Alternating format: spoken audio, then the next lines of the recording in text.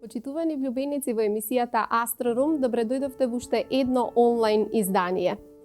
Денес имам многу интересен соговорник, кој што ако проверите на интернет, неговото име ќе се врзе со многу групи, многу соработки, музика за театар, за филм, екзотични нешта, нови обиди, револуционерни и така натаму и така натаму.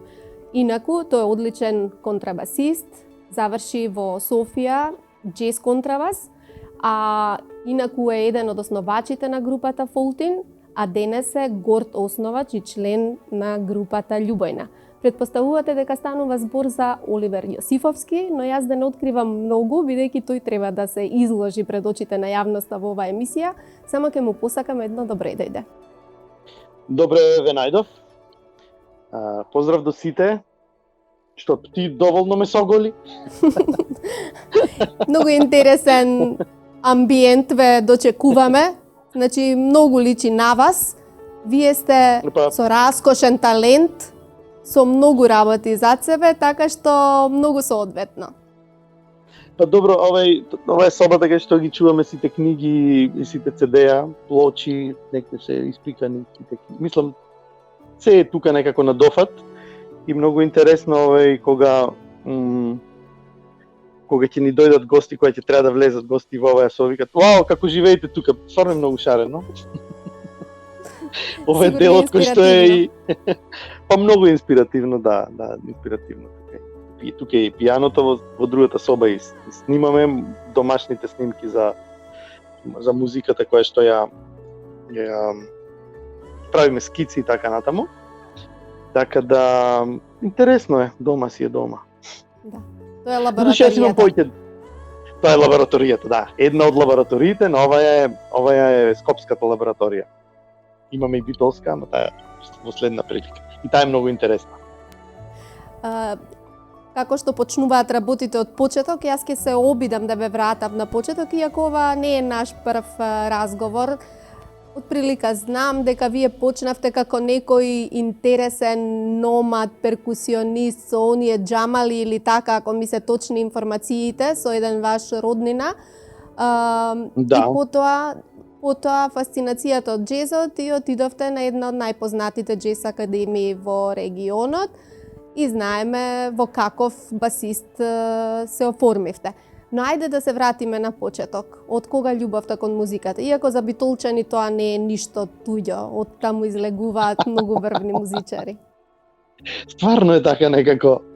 Па добро, јас не се сеќавам назад кога, ама знам дека кога станав свесен за себе, за онај момент, исто како кога станува свесен за кога шутнуваш една топка каде треба да ја види насочена, кога станав свесен за себе, јас веќе знаев голем дел од музиката која што и денески си ја споделувам со слушателите, така да не знам, знаев многу за музиката од 4-5 години.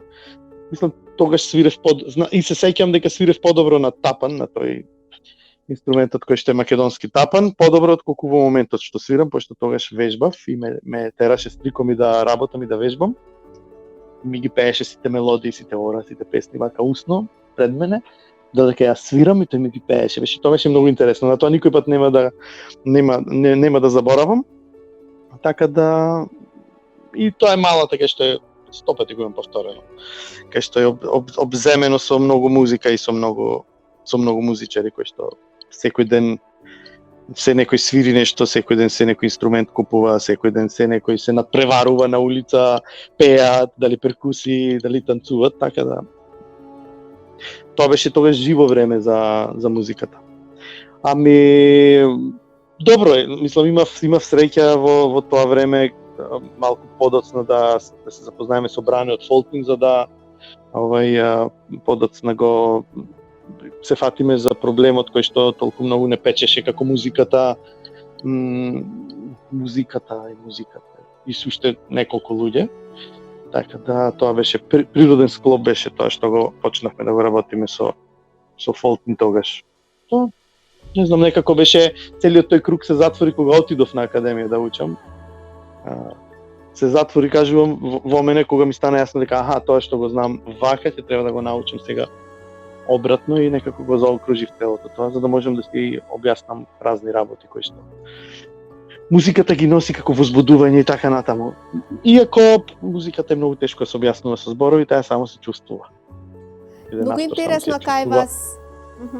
Извинете, многу интересно тоа заокружување и враќање како еден влак. Вие почнавте од народната музика практично, од изворот, па имавте едно отклонување кон она уметничката во џез водите и она, како велиме, формалното образование, за повторно денес да се вратите кон корените. Вие со љубовна сте многу поблиску до тие првите сензации, одошто во меѓувреме се што работевте. Зад себе имате над 12 албуми, многу соработки, други бендови, меѓународна кариера во Истанбул.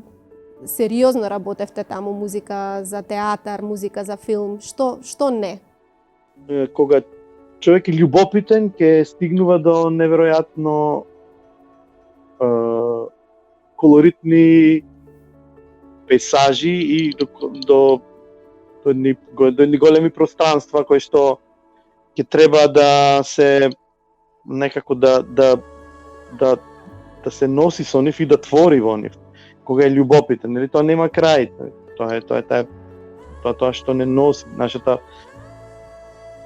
нашата визија внатре во нас како сакаме да изгледа на музика ме нема напуштено од кога станав свесен, од кога ова е многу интересно, Бранка. Кога знаеш колку многу имам свирено дома дали се сеќаваш на една направа имаше за јајце сечење, многу аналогна со 4 жици, тоа и опасно беше, и кога ќе оставиш јајцето кој ќе се нели така се сечи се јајче како за салата, не за да не сеткаме.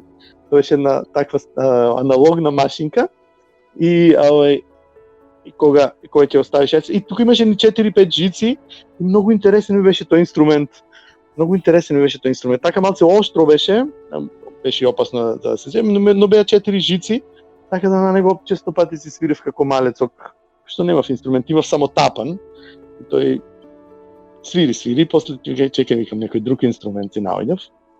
И тој е и гласен инструмент за навечер, така да често пати се свирев на тоа едно малецко такво направивче за сеткање јајца. Не беше наштимано. Некоја примитивна харфа. Да, такво едно, како баш или како тие калимба, како малите африкански инструменти, со 4-5 тона и излегува интересни мелодии. Вие секогаш сте трагате по нови инструменти. Јас се сеќавам дека еден го носеше и вашето име, гостувавте, ми свиревте на некој сад кој што со галење произведуваше многу убави мистични тонови. Оли стаклофони. Да, оли стаклофони. Да. Добро, тоа беше еден систем кој што многу се занимава со него, со пиезо контакти, со пиезо кристали кои што преку електроники разни кои што го тоа беше многу интересна една поставка која што јас имав инсталирано дома и многу долго си игра, се занимавав со тоа. Ми беше многу забавно, ми беше многу љубопитно. Така да 2007 имаш право, Бранка, да, ние пред тој концерт имавме интервју заедно. И 2007 имав на Денови на македонска музика, имав концерт тука во Скопје и беше после уште некое време се истражував и се занимавав со тоа, но полека ме напушти тоа. Мислам, стојат стаклата, уште ми се тука пред очи ми се плеткат, ама сега некои други работи ми се интересни. Неодамна од печат излезе една книга, Press and Play, од Ненад Георгиевски. Вие сте и автор на еден од двата предговори, меѓутоа не ми е тоа прашањето, туку низ таа книга провејувате на многу страници. Сакам да кажам дека сте музичар кој што очигледно музичарите, колегите го сакаат во студио, го сакаат за соработник, го сакаат заедно да застане со нив на сцена. Се провлекувате низ многу бендови, соработки, некако сте дел од тоа јадро што ја создава музиката на оваа ера, како што велите во предговорот, тоа не е најдобрата ера, меѓутоа таа книга е сведоштво дека сепак во музиката се случуваат работи, дека има автохтони бендови, изрази, своји. Кажете ми како вие вака од страна, бидејќи моравте да пишувате предговор, како ја оценувате музиката, авторството во овој тежок период, иако за уметност никогаш нема поволен период? Нема кој е најдоброто време. Ова е најдоброто време за нас. Иако е со сите овие изненадувања и пандемии, нити па пред тоа беше лесно, само можевме малце повеќе да свириме, да настапуваме. Некако добро е да се сетиме дека нештата кои што изгледале лесно и кои што ни се подарок, дека требало да ги цениме. Книгата е многу интересен еден времеплов затоа што стварно има внатре многу интересни, да речеме, написи има. Прво што се сеќавам за Анастасија, ми паѓа на главата, од 94-та до 2001 вика дека има едно издание. 94-та тоа беше многу интересен период кога излезе тој шок што сите не погоди, како еден тип на македонска музика на еден многу нов начин беше презентирана таа музика, која што и денес се поставени високи рамки, кој што тоа не беше само македонска, беше светска музика. И значи книгава еве ќе сведочи, ќе стои напишано за тој албум, за многу албуми на Владко Стефановски, за многу албуми за големата работа на проект Жлуст и на Джијан, проектот за големиот албум на Ѓорги Шарески Сохохо. Сега на некој начин тоа е стварно сведоштво. Ако не е запишано, ми се чини дека, како во оваа книга и презентирано, ми се чини дека не е доволно денес, и никој пат не било доволно, само едно CD да сведочи. Значи треба некако да одат во пакет тие работи. Мислам, убава беше идејата во нашиот допис кој што неделава ни течи на меѓу нас четворицата, петте луѓе, кои што сме околу книгата, некако е вака сите израдувани, дека е многу би било добро книгата заедно да оди со многуте изданија кои што се спомнати внатре на делот светскиве фестивали како презентација, или да кажеме би било нефер да не се некако и на нашите фестивали тоа да се презентира со многу голем дел од изданијата. Верувам дека колегите сите имаат дома изданија од натре кои што ги се стојат како наслови.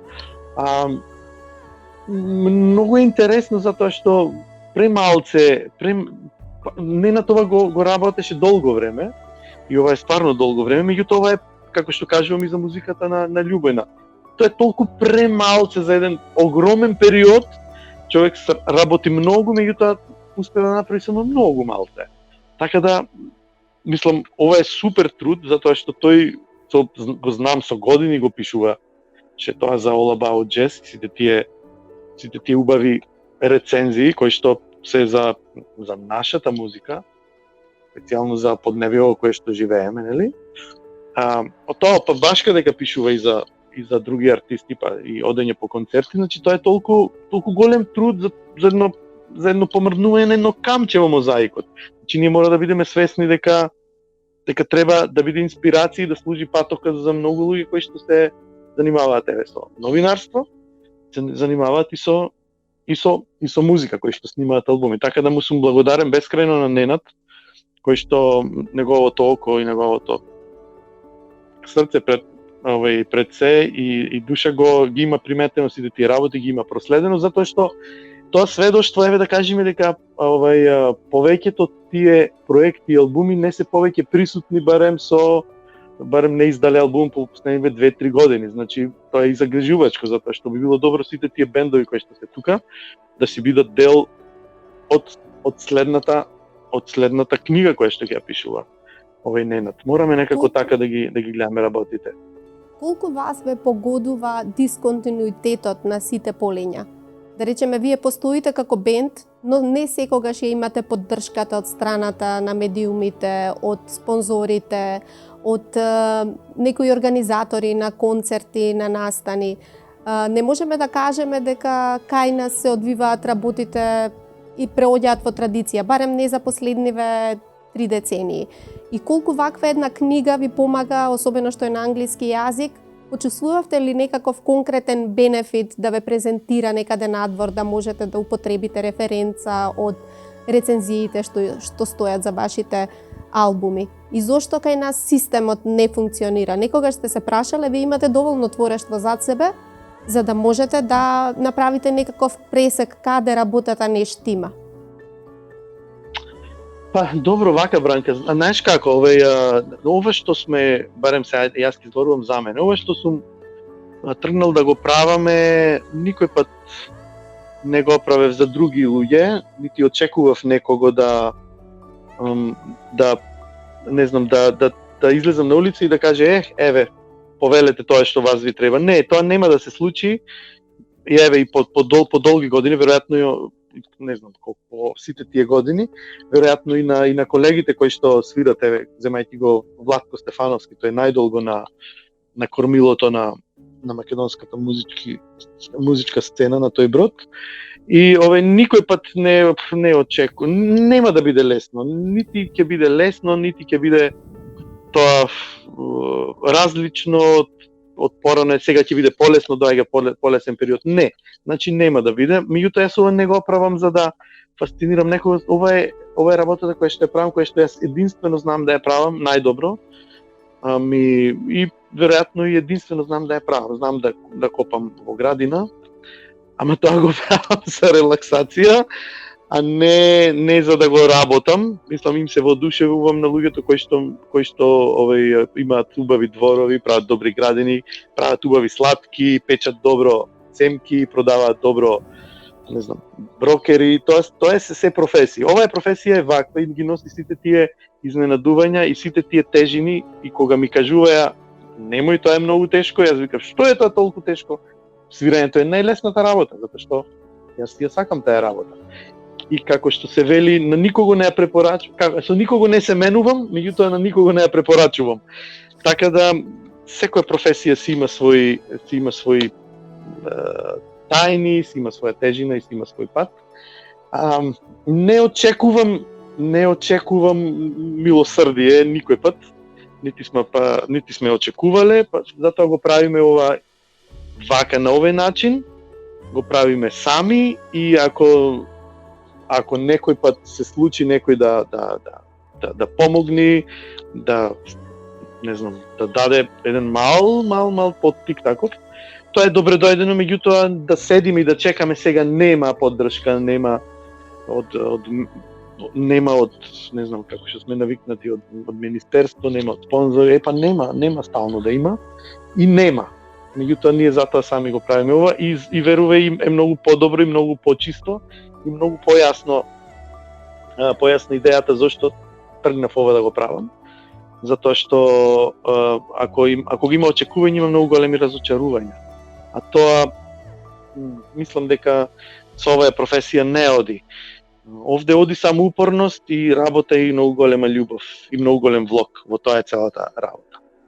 На тој пат имавте предизвици. Сигурно не е едноставно да се твори од Македонија. Верувам дека и многу тешко вон матицата да се создава, иако имаме ние македонски музичари кои што одлично стојат до изворот, а се надвор.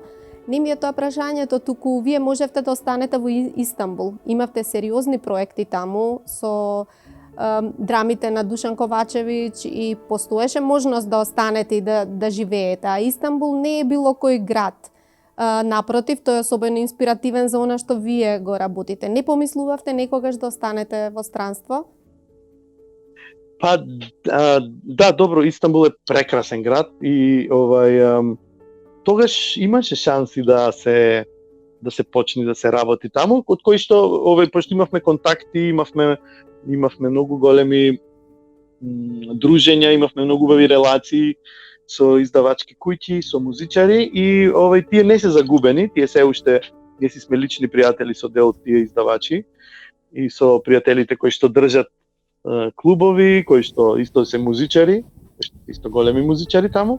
Меѓутоа тоа не почна и не застана само со Истанбул желбата за преселување, затоа што јас многу сум познат по тоа. Мислам, ќе ви кажат луѓе со кои што патуваме, се заљубувам многу лесно во сите места кај што одиме. Еве да речеме се инспирирам, нонстоп се инспирирам од и во првото село да одиме тука до Скопје или кај да е низ Македонија, кажам, леле колку е добро тука, одма една куќа да си купиме. Така да досега имам преселено многу пати. Имам купено над 150 куќи.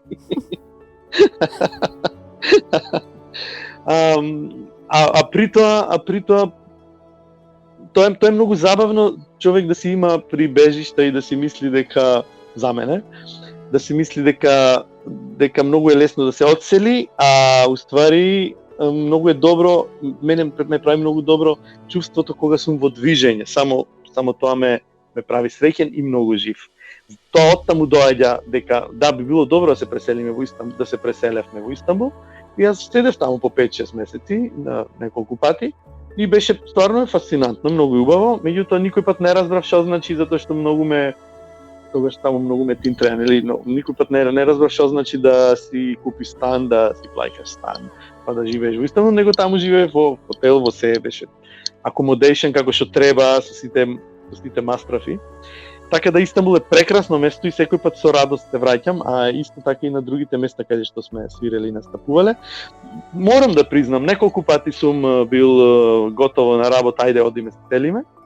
Меѓутоа не наидов на поддршка, мислам, која ќе кажев така, моите деца подома плачеа за дома, а исто така, како ше многу познато, Вера е заљубена во Македонија и така да нема мрдање. Добро, ја разбравме причината.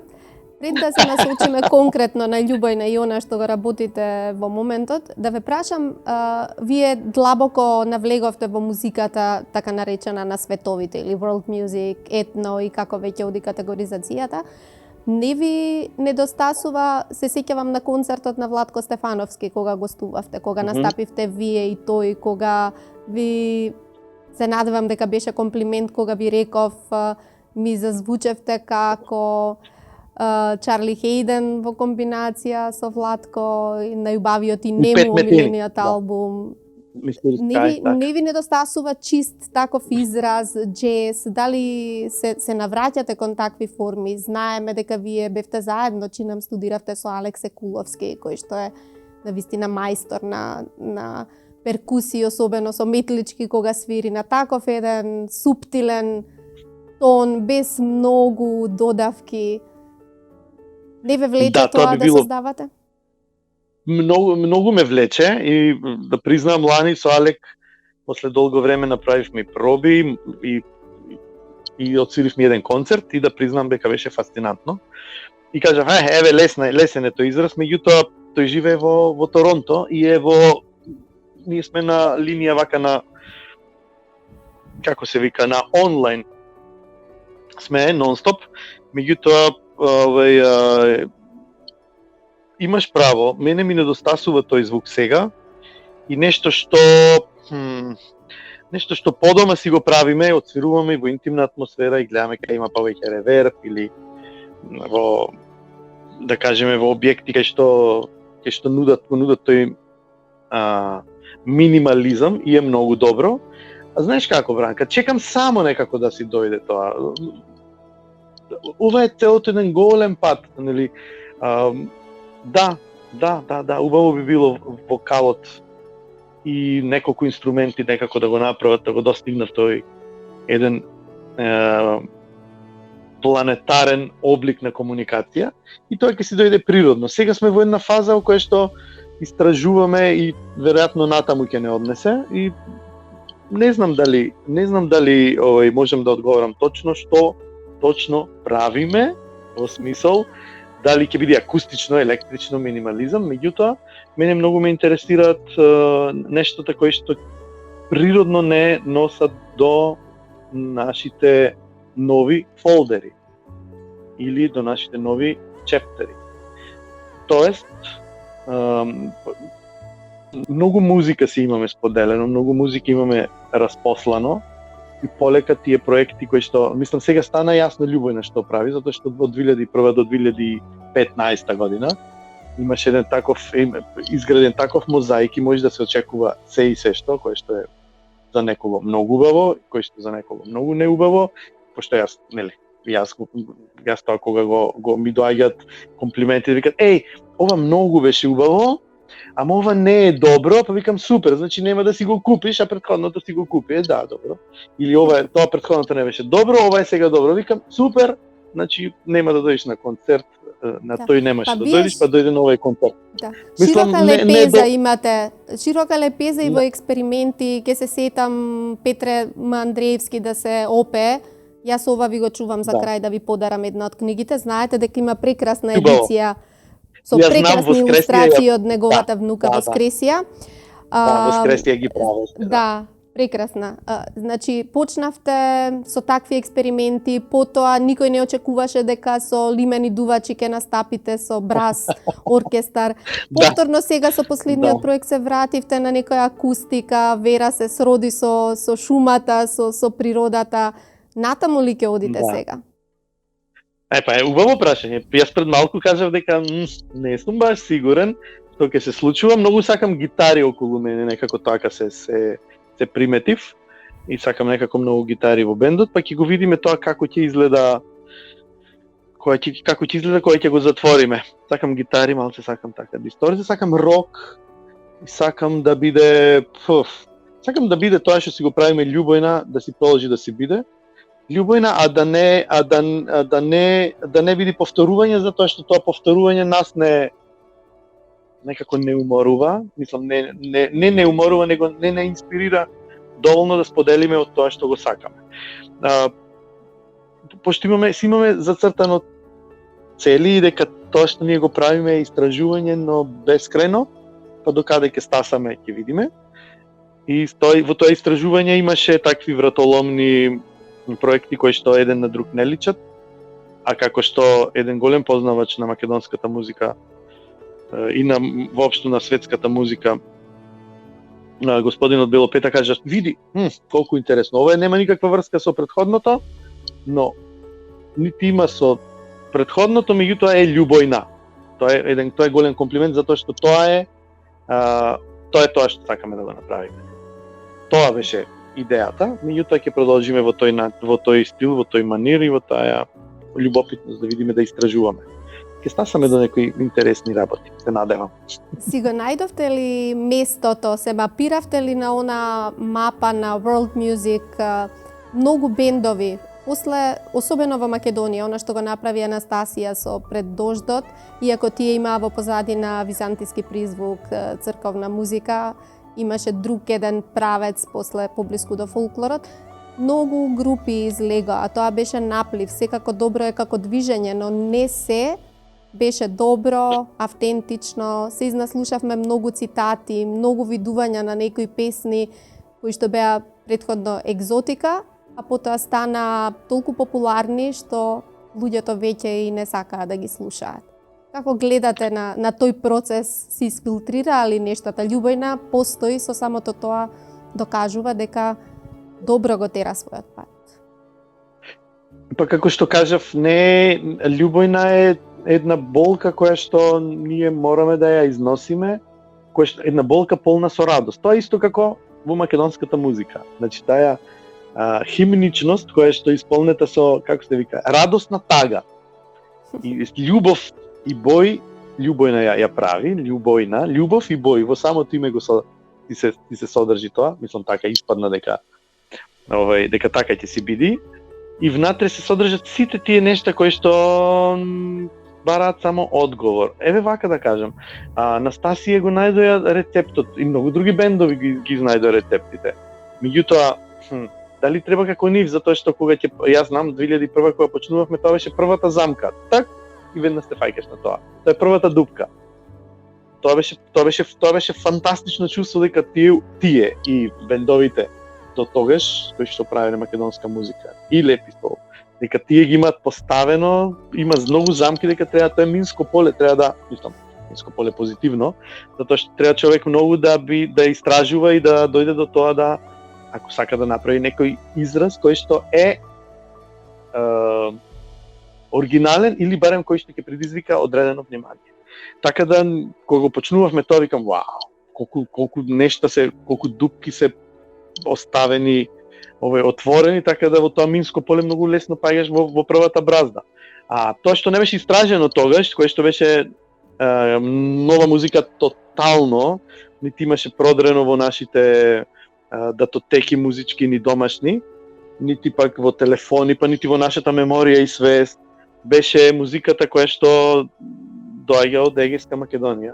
И тоа беше таков еден раскош кога го слушавме, знам, често пати патувавме со автобуси, со дискмените од Битола Скопје, Битола Софија и ги преслушавме тие материјали кои што ги оставиле во наследство бабчорки, оркестрите на Пеце Атанасовски во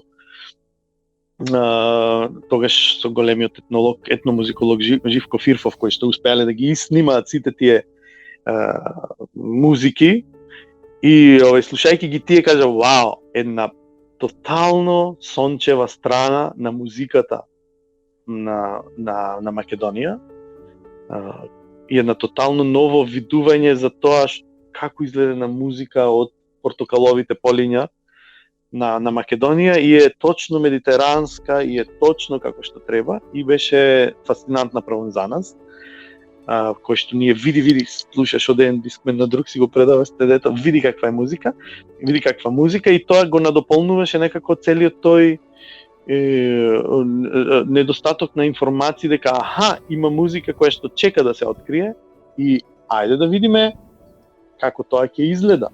И тоа беше едно долго патување за да стасаме до, мислам, кога ќе почнуваш да стасаме после 10 години веќе на сите ни е позната таа музика, меѓутоа тогаш таа музика не беше воопшто позната и работејќи ја, свирејќи ја полека, giving and sharing, што викаат, нели, да се надополнува и да се раздава таа музика, step by step стаса до полека стаса до сите наши уши и срца и очи, така да ја гледаме таа музика и таа повеќе не е непознато. И наизненадени бевме кога после големите настапи тука на музиката која што беше од портокаловите полиња, кога ојдовме во Егејска Македонија, тоест во тој дел на нашата Македонија и кога видовме дека и таа музика и таму бевме бели мечки за таа музика, затоа што темите кои што ние толку долго ги верглавме, ги знаевме, никој не ги свиреше. Ниту па некој ги знаеше. И ни стаја најасно дека луѓето кои што пребегале од таму си ја донесле музиката тука. Таа музика чекала да биде откриена. Па еве таа музика. Сега тоа е бескрајни полиња се откриени, така да има уште музики кои што се такви притаени и искриени. Верувајте дека има. Минутите за нашиот разговор одмина и ако забележувате, јас ништо не ве прашав за вера. И тоа не е случајно, бидејќи таа е приказна за себе, свет за себе и сигурно ќе биде дел од оваа емисија, така што не сакав да ја потрошиме на неа, иако таа е неотуѓив дел од вас. Сакам да ве прашам дали е тешко да се да се живее и да се твори заедно со некој кој што е дел од музиката, од бендот. Вие имате две прекрасни деца и веројатно секојдневието ви е испреплетено од професионално, приватно. Не можете да се одвоите и да гледате големата слика, но претпоставам дека тоа има свои предности. Тоа има свои предности, свои мани, тоа што е многу битно е затоа што секој нов ден носи нови изненадувања, да кажеме, и дека има нови задачи, дека секој си има задача, што ако се работи за бендот, има задача за во бендот, има своји потреби исто така во бендот, има своја улога во бендот, има своја неотуѓиво право за нешто кој што се викаат бенд. И во овој случај, кога се твори и кога се живее заедно, некако не смета, меѓутоа не можеме да ги разговараме истите работи, да кажеме, кога се враќаме од пробата застанува и после тоа комуницираме само на Viber и само на мејл. Иако сме двајцата дома, меѓутоа некако не ги носиме тие работи со нас дома. Барем пробуваме да не ги носиме тие работи. И секоја професија има своја специфика, тоа е спецификата на оваа професија. Нити пак проблемите ги носиме на стејдж, на сцена или на проба. Тука завршува се, можеме додека трае пробата, имаме обврски што треба да ги правиме кон место, меѓутоа тоа се комуницира исто така преку SMS или преку мејл, така да гледаме некако тие светови да си функционираат одделно, така некако не научи. Тоа што го работиме, да си функционираат одделно и предностите да бидат предности, а маните да бидат на минимум, за да може тоа да биде некако да е сварливо полесно. Иако, ако може да се каже за оваа професија, не постојат сварливи нешта и може тоа да трае некој пат работното време бесконечно долго, пред спремање на концерти. Тоа е многу долго време, одсутни од дома или турнеја, така да често пати имаме смешни анегдоти тоа кога бевме во Австралија или во Кина, не знам, и тој малецкиот кажа колку интересно, дали ќе се вратат? Ќе се вратат, се разбира, затоа што зедоја многу голем куфер. Грижите и траумите на децата. Да. Но што нивниот татко толку лесно се влюбува во новите места, имаат оправдан страф да се грижат дали ќе се врати дома. Оливер, ќе се вратиме заедно за да одиме со сите, иначе не. Така. Јас ви благодарам многу за овој разговор, многу теми остана нечепнати, но едва и чекам да се видиме во живо, сите да го надминеме овој предизвик со пандемијата, да почнеме да уживаме во вашите концерти, живи проекти, бидејќи тие се навистина врвот. Се друго е добро, студиски снимања, албуми, но таа енергија која што ја создавате на сцената е незаменлива. Јас ви благодарам, штом ќе се видиме во живо, имате да си одберете некој од изданијата на Петре Андриевски, навистина се многу интересни, знам дека го сакате авторот и тоа би било од мене. Многу го сакаме, фала ти многу, Бранка, за поканата, фала ти за подарокот, со задоволство ќе си избереме книга, ќе бидат во делот на Петре Андриевски, во сите изданија негови. Ние имаме уште едно колку интересно, сега се сеќам, имаме уште едно неиздадено, едно како кратка минимална свита е од Петре за Петре е посветена. Па и можеби на интернет овие дена да го издадеме, ама кој ќе ја земам книгата. Ви благодарам и секој е добро, Оливер. Секој е добро, фала ви многу.